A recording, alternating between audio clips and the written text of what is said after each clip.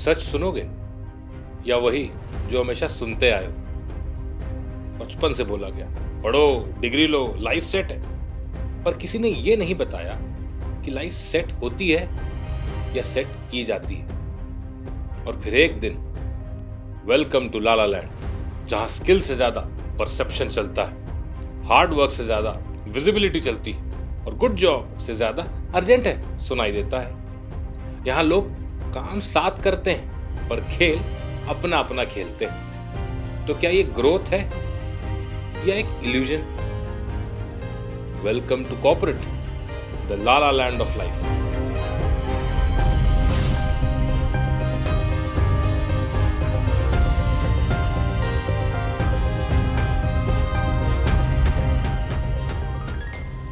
Hello, sir, and welcome to our podcast.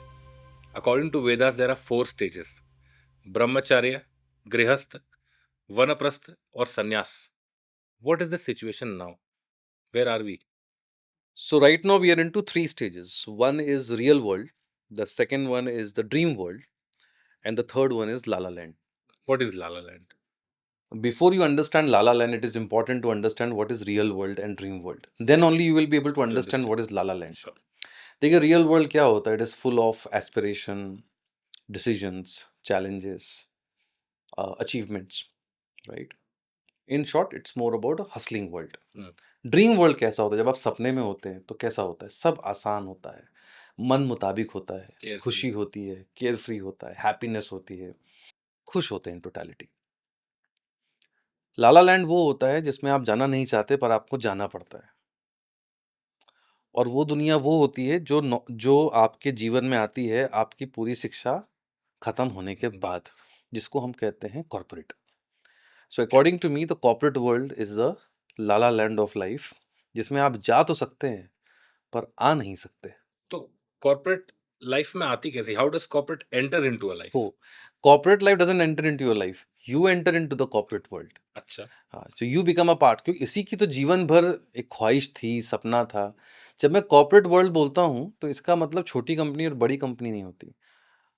चाहे उस company में 10 आदमी काम कर रहे हो या 10,000 काम कर रहे हो या 10 लाख काम कर रहे हो, कॉर्पोरेट वर्ल्ड एक ऐसी दुनिया है जिसके लिए आपको बहुत पहले से तैयार किया जाता है।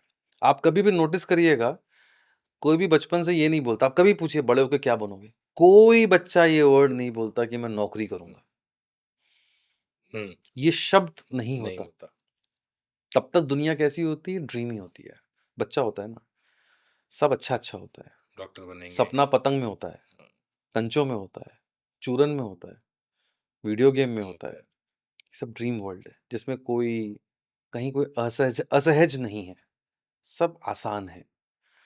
लेकिन एक दिन आप क्या करने उतरते हैं? नौकरी, जिसका ख्याल आपके अंदर था ही नहीं। और जब आप ये शब्द बोलते हैं नौकरी, तो आपके जहन में ये भी नहीं होता कि मैं कहाँ, किसके लिए और किसके साथ काम कर रहा हूँ। तो ना तो कहाँ कर रहे होंगे, क्या कर रहे होंगे, कैसे कर रहे होंगे, किसके साथ कर रहे होंगे, ये इसके कोई जवाब आपके पास नहीं होते। कब तक? जब तक आप नौकरी करने के लिए उतर नहीं जाते। तो शिक्षा प्रणाली के अंदर आप देख लीजिए कि आपको इन 4 सवालों का जवाब नहीं पता है, और आपको तैयार किसके लिए किया जा रहा है? लाला लैंड के लिए। तो इसलिए मैंने कॉर्पोरेट वर्ल्ड को बोल दिया लाला लैंड, इसके बारे में हमें कोई जानकारी नहीं है। तो क्या इसका मतलब हमारा एजुकेशन सिस्टम जो है वही ऐसी बनी हुई है कि वो जो मैंने 4 चीजें बोली, इसका एक भी स्टूडेंट अगर जवाब दे दे कि वो कहाँ, किसके साथ, क्या और कैसे कर रहा होगा, तो आप ये मान लीजिएगा कि the goal setting was done properly and the education was well planned accordingly and customised. Okay. तो जब चीज कस्टमाइज नहीं होती तो आपके फिट की होगी कि नहीं होगी आपको कैसे पता? करेक्ट। तो जिसका मतलब आप जिस दुनिया में आप जा रहे हैं उस दुनिया का आपको कोई भी अंदाजा नहीं है, पर आपको तैयार उसी दुनिया के लिए किया जा रहा है जिसका अंदाजा आपको नहीं है। तो आप उसको लाला लैंड ही बोलेंगे। सारा एक्सप्लोरेशन अपने बारे में जो भी आप जानना चाहते हैं वो तो वहां पहुंचने के बाद होगा। क्या कोई बेसिक रिक्वायरमेंट है लाला लैंड की? बिल्कुल है। देखिए, इस दुनिया में जब आप एंटर करते हैं तो आपसे एक उम्मीद होती है कि आपके पास ज्ञान होना चाहिए, जस्ट नॉलेज। आपके पास डिसिप्लिन और टाइम मैनेजमेंट होना चाहिए। ये सब मान्यताएं हैं, सुनी सुनाई है मैंने भी। नॉलेज होनी चाहिए, टाइम मैनेजमेंट होना चाहिए, डिसिप्लिन होना चाहिए, कम्युनिकेशन स्किल्स आना चाहिए। ये सारी रिक्वायरमेंट होती हैं जब आप लाला लैंड की तरफ बढ़ते हैं। सर एक सवाल है कि क्या लाला लैंड किसी इंसान की इंसानियत को चेंज करता है या उसके पूरे कोर को चेंज करने की क्षमता रखता है? देखिए, इंसानियत को तो नहीं पता, लेकिन अगर आप मुझसे बात करेंगे तो मैं बिल्कुल पूरे तजुर्बे के साथ बोल सकता हूँ कि आपके कोर को तो बदल ही देता है। कैसे? चाहे वो आप हों, चाहे ये पॉडकास्ट देखने वाले कोई भी हों, कॉलेज के स्टूडेंट्स हों, स्कूल के हों या जो नौकरी कर रहे हैं वो हों। आप अपने जीवन में पलट के देखिए, क्या आपको अपनी कंपनी के अंदर नौकरी करने के दौरान कोई भी एक ऐसा इंसान मिला जो आपके दोस्त के नेचर से मिलता-जुलता हो?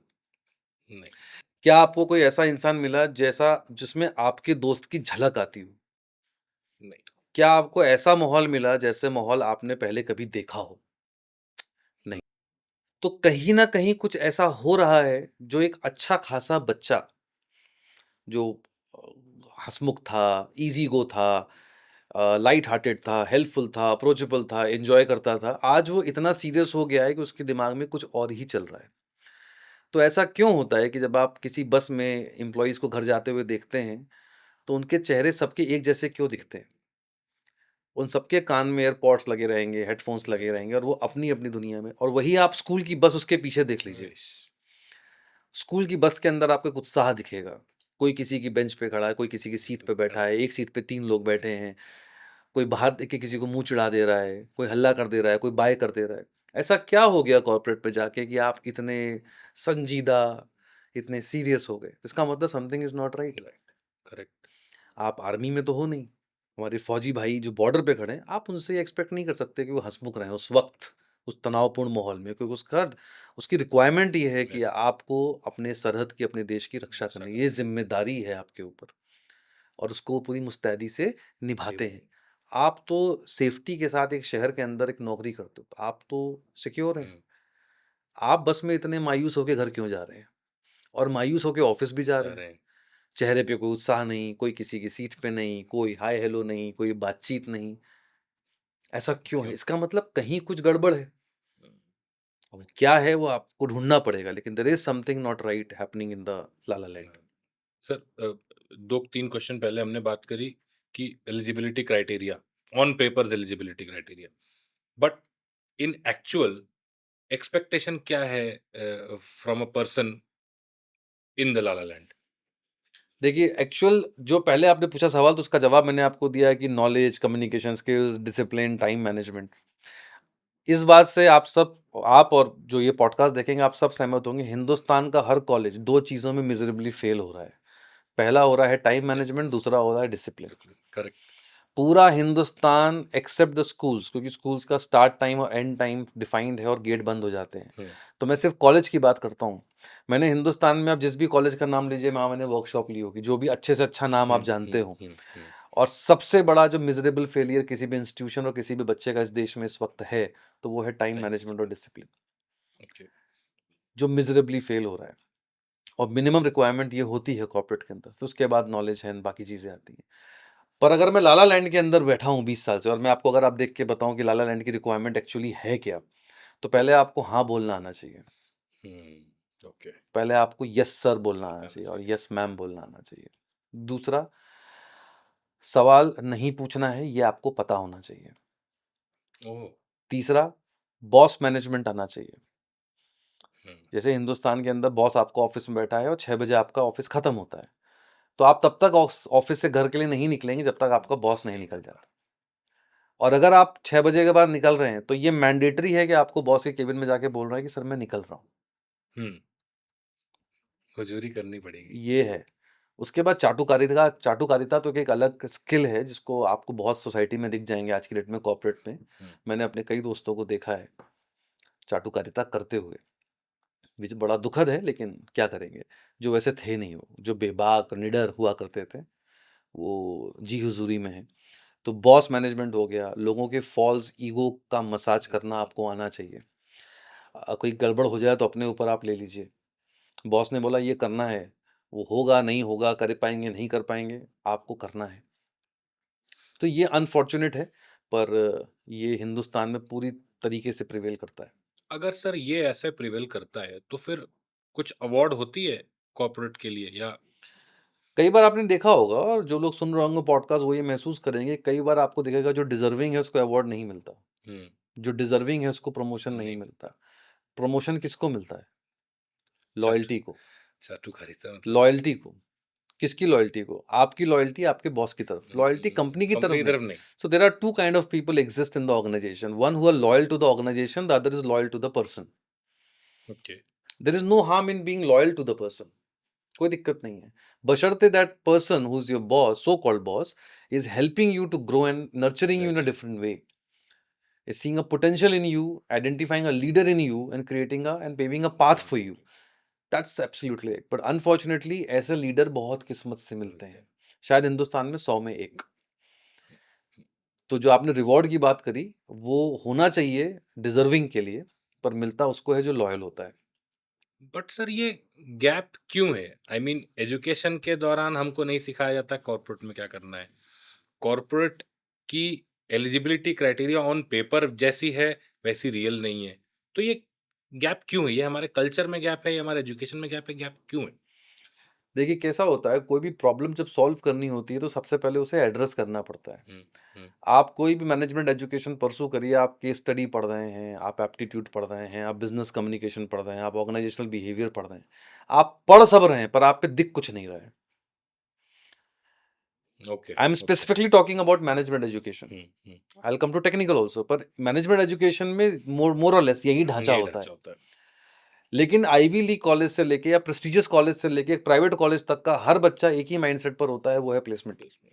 तो जब आप ऑर्गेनाइजेशनल बिहेवियर एक सब्जेक्ट की तरह पढ़ के एग्जाम निकालने के लिए पेपर लिख रहे हो और उसका आप पर इम्पैक्ट जीरो है, तो ऑफिस में जाके आप कैसे आइडेंटिफाई कर पाओगे that this person is going to nurture me and that person is going to exploit me? And trust me, if one first day of your career if you fail to say no, you will never be able to say no. एक बार आपने, that's why I am saying कि respect कमाई जाती है। बहुत बार ऐसा होता है कि आपका सीनियर आपसे एक्सपेक्ट करता है कि आप उन्हें सर बोलिए। कई बार एमएनसीज के अंदर लोग एक्सपेक्ट करते हैं कि आप नाम से एड्रेस करिए, कोई दिक्कत नहीं है। पर अगर genuinely somebody is helping you to grow and nurturing you, आपके मुंह से सर निकल ही जाएगा। That's how we Indians are. Sir आपने सुना होगा जॉब में प्रेशर है, काम में बहुत प्रेशर है, बट क्या प्रेशर एक्चुअली होता है या ये फेक प्रेशर है? देखिए पहले तो आपके पिछले सवाल का एक और जवाब है, आपने कुछ शिक्षा प्रणाली पे बात करी थी कि कॉर्पोरेट में कुछ रिक्वायरमेंट होती है और हमें क्या पढ़ाया जाता है। आपको सब्जेक्ट पढ़ाए जाते हैं, आप मैनेजमेंट एजुकेशन तक सिर्फ सब्जेक्ट पढ़ते हैं, आप इंसान पढ़ना कहाँ सीखते हैं? आपको कविताएं पढ़ाई जाती हैं, है ना? आप बहुत मोटिवेशनल लाइन भी सुन लेते हैं, राहें जहां तक जाएंगी राहगीर वहां तक जाएगा, तुम दरिया से क्या पूछ रहे हो, नीर कहां तक जाएगा, खींच धनुष की डोर, साधो निशाना अपनी मंजिल का, बाद में देखेंगे कि तीर कहां तक जाएगा। वाह, कितना अच्छा लग रहा है सुनने में, आपने पढ़ लिया, इसका कहाँ उतार पाए अपने जीवन में आप? Thought of the day school में पढ़ाया जाता है, असेंबली में बोलते हैं आगे थॉट ऑफ द डे। सब कुछ कितना मैकेनिकल है। बच्चे का development, psychological development, physical development, emotional development, intellectual development, उस पर जेन्युइन फोकस कहाँ कर पाओगे आप? जब आपके अंदर understanding of human behaviour zero है, तो आगे चल के ना आपसे रिलेशनशिप संभलेंगे, ना आपसे शादी संभलेगी, ना आपसे बच्चा संभलेगा, ना आपसे नौकरी संभलेगी। तो जो आप जितने भी सोसाइटी में जो नौकरी करके अपने घर जा रहे हैं या ऑफिस से घर, घर से ऑफिस जा रहे हैं, उनके चेहरे पोकर फेस क्यों होते हैं? Lost. why you are lost? Because इस पर कभी काम ही नहीं कराया गया, ये बताया ही नहीं गया कि बाबा काम आपकी जिंदगी नहीं है, वो सिर्फ काम है। ऑफिस में जो हुआ, what happens in Vegas stage in Vegas, कितना सुंदर लग रहा है। ये आप यहाँ क्यों नहीं अप्लाई कर पा रहे हो कि what happens in office stage in office? नहीं। घर आने के बाद भी आधे घंटे आप पंचायत कर रहे हो कॉल के ऊपर, अपने कलीग 2 लोग लगे हुए हैं बॉस की बुराई करने में, क्या मिल रहा है? कुछ नहीं। जो टाइम आप फैमिली को दे सकते हो आप क्या कर रहे हो? बिचिंग कर रहे हो।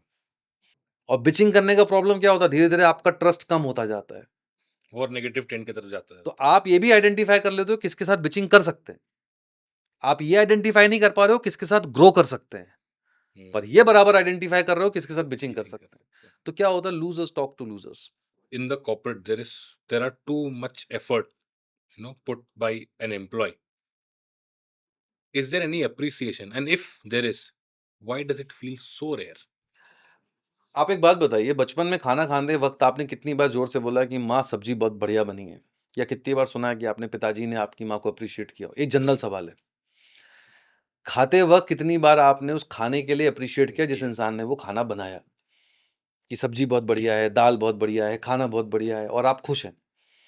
जब बचपन में माँ कुछ स्पेशल बनाती है ना, तो आप बहुत देर तक खुश रहते हैं और इंतजार रहता है कि यार 2 बजे कुछ मिलेगा, आज कुछ स्पेशल बनेगा, और खाते ही आप अपनी माँ को देखते और बोलते हैं क्या बनाया है ना? जैसे जैसे आप बड़े होते हो ना, आपके जीवन से अप्रिसिएशन खत्म होने लगता है। बचपन में सब आपको बोलेंगे कितना क्यूट है, सब बोलेंगे कितना सुंदर है, कितना अच्छा बोलता है, कितना अच्छा गाता है। आपके अंदर अप्रिसिएशन पाने के लिए कोई ना कोई टैलेंट होना चाहिए। आप इंसान हैं, इसका कोई अप्रिसिएशन नहीं है। कितना अच्छा गाता है, कितना सुंदर दिखता है, कितना अच्छा डांस करता है, पढ़ने में कितना तेज है, सारे अप्रिसिएशन। लेकिन किसके साथ आ रहे हैं? आपके अंदर कुछ होना चाहिए। कोई जनरल ऐसा नहीं बोल रहा है कि आपका बेटा बहुत अच्छा है। पूछेगा क्यों? बस अच्छा है। बच्चे तो अच्छे होते हैं। खत्म।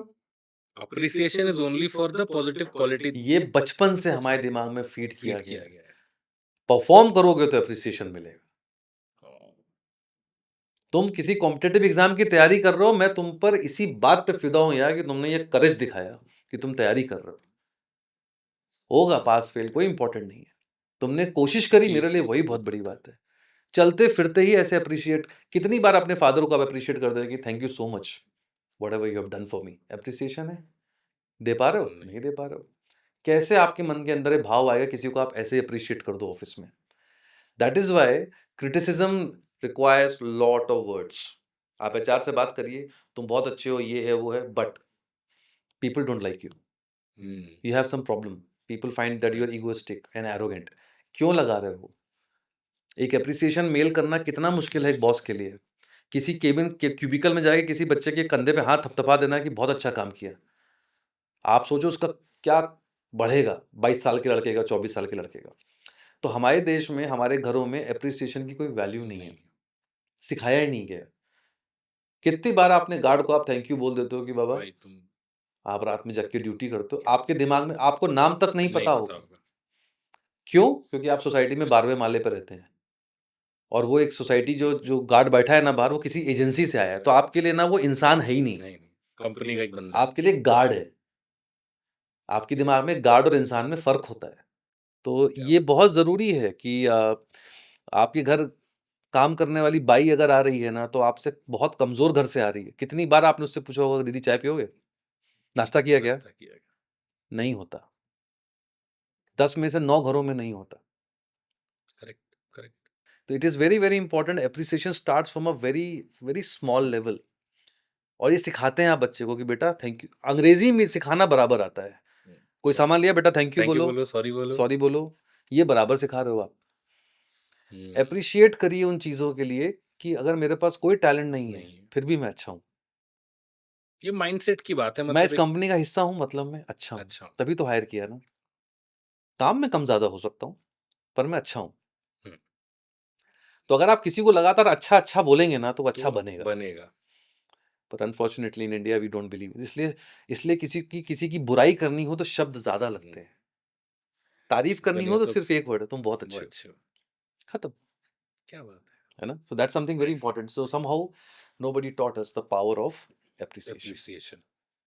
What kind of people and mindset people have in the corporate, and how to identify those people? देखिए, आपको बहुत, मैं ये नहीं बोल रहा हूँ कि सब खराब होते हैं, अब ढूंढना पड़ रहा है अच्छा आदमी।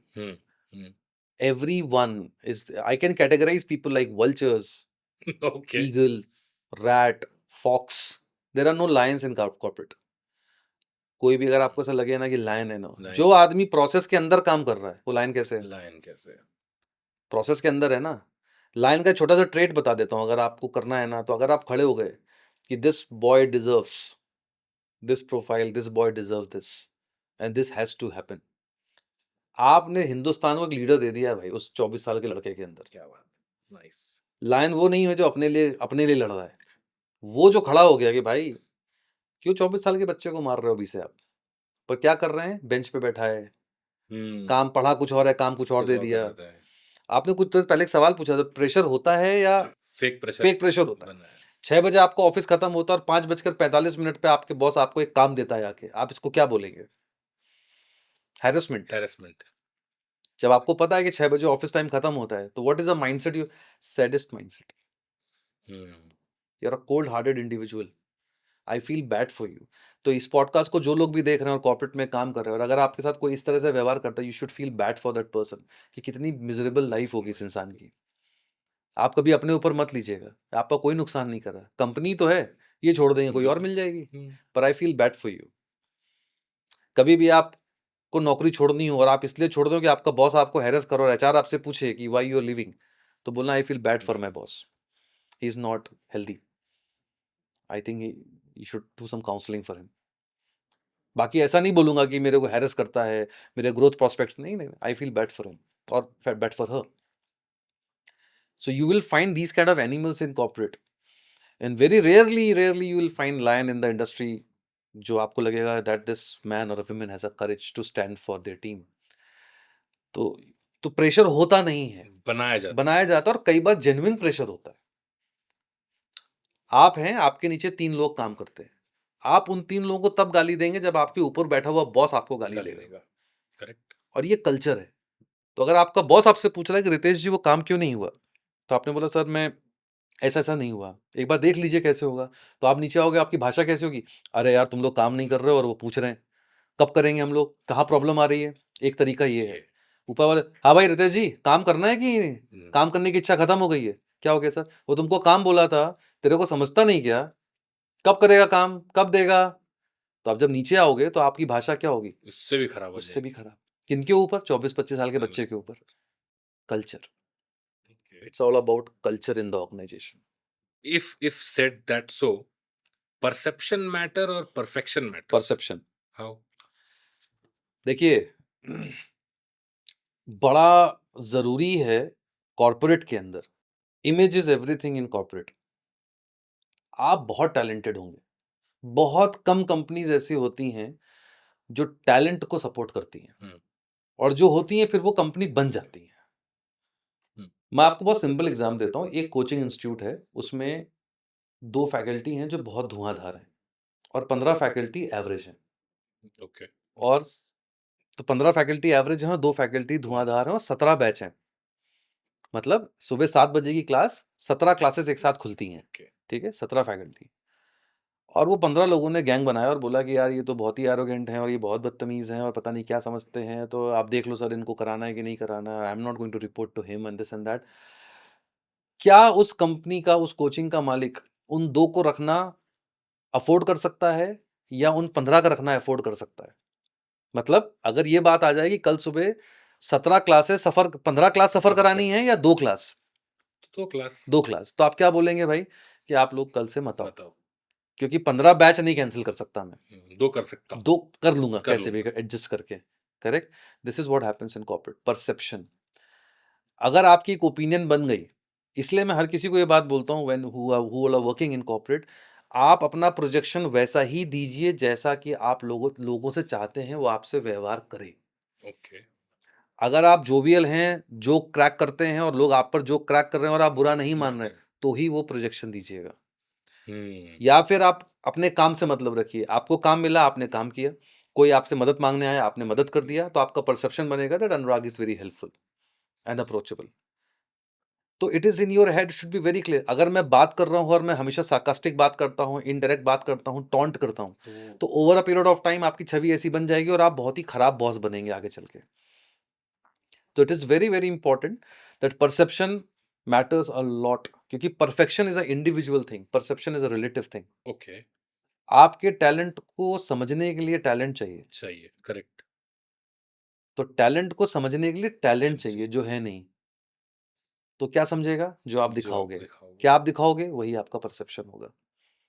अच्छा, तो फिर लाइकेबल ज्यादा इंपॉर्टेंट है या केपेबल ज्यादा इंपॉर्टेंट? कैपेबल होना बहुत जरूरी है। कैसे? जरूरी नहीं कि परसेप्शन से सब आपको पसंद ही करें।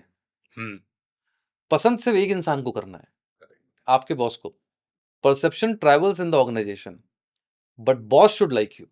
ओके। ओके।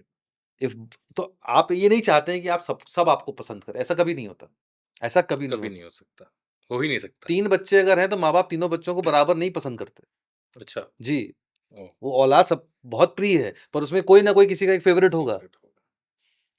पर बराबर ट्रीट करेंगे क्योंकि तीनों बच्चे हैं, लेकिन ऊपर-नीचे इमोशन का फ़र्क पड़ता है। ओके। तो जब आप कंपनी के अंदर काम कर रहे हैं, तो 100 लोग काम कर रहे हैं, ज़रूरी थोड़ी ना कि सब आपको पसंद करें। किसी क्लास के अंदर अगर टीचर पढ़ाता है, तो 100 के 100 बच्चे उसे पसंद नहीं करते, 70 पसंद करेंगे, 30 नहीं करेंगे, 30 करेंगे, 70 नहीं करेंगे। तो बॉस मस्ट लाइक यू, क्योंकि when you are coming tomorrow to office, it is only because of your boss. So perception travels in the organization, and the boss is in a position that he should like you. Like you. Like you because of the kind of person you are, or the kind of talent you carry, or the kind of crisis management, whatever the skill set, Capabilities, whatever it skills. is, whatever the capability you have, boss must like you. Rest of the people don't like you, doesn't matter. Do men and women get same opportunity in a corporate? In the start, no. Why? देखिए कैसा होता है कि the orientation of approaching the gender is very different globally, not just here. ये कह देना कि लड़कियों को अपॉर्चुनिटी आसानी से मिल जाती है, मैं इसे डिसएग्री करता हूँ और एग्री भी करता हूँ। It depend from sector to sector, opportunity to opportunity, company to company. Okay. किस चीज का क्या प्रोफाइल है, क्या डिमांड है। You may get a start easily. Let me give you a simple example to you. If you're looking at the interviews, Okay. be it a B school interview or a job interview, the percentage changing over a period of time. Pehle it was a male dominated system. Management education, we will find maximum number of males. Correct. But slowly and gradually you'll find the inflow of the women also.